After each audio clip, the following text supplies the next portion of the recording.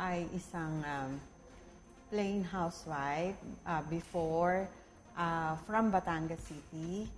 Ako yung may-ari ng UBC Batangas, UBC Calapan, and UBC Lipa. And planning to put up another UBC.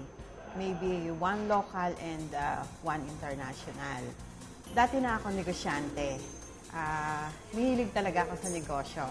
Bata pa lang ako, mahilig na ako sa negosyo. Nasa pawn shop industry ako, medyo nabato ako. Yung bang parang walang challenge kasi nakaupo ka lang maghapon, naghihintay ka lang ng mga tao na lalapit sa'yo. Grabe yung shift na mindset kasi before, wala lang. As in, life goes on. Dito, everyday is a challenge. Iba kasi yung ordinary distributor ka lang kaysa sa UBC owner ka.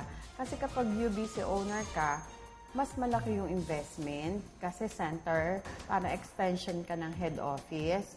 Dumating ako dun sa point yung mga first 3 months ko, sabi ko, ayoko na. Parang sabi nila masaya, sabi nila masarap. Pero bakit ganun? Parang grabing stress. Pero iba pala kapag yung ang negosyo, by heart mo na ginagawa. Parang ginawa ko siya na hindi lang para kumita. Ginawa ko siya para mas maging instrumento, parang channel of blessing. Nakikita ko yung resulta ng mga taong walang-wala.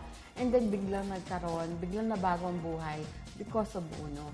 Ito yung negosyo na ginagawa mo siya, kumikita ka, nakakatulong ka, at the same time, nare-rewardan ka.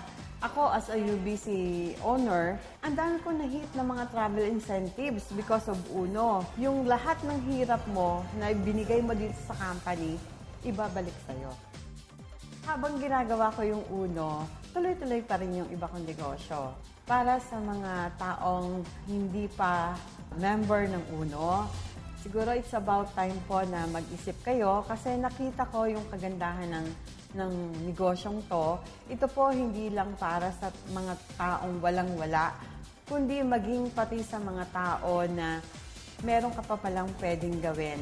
Walang dahilan para hindi ka magtagumpay, lalo na kung ang hangarin mo makatulong sa kapwa mo.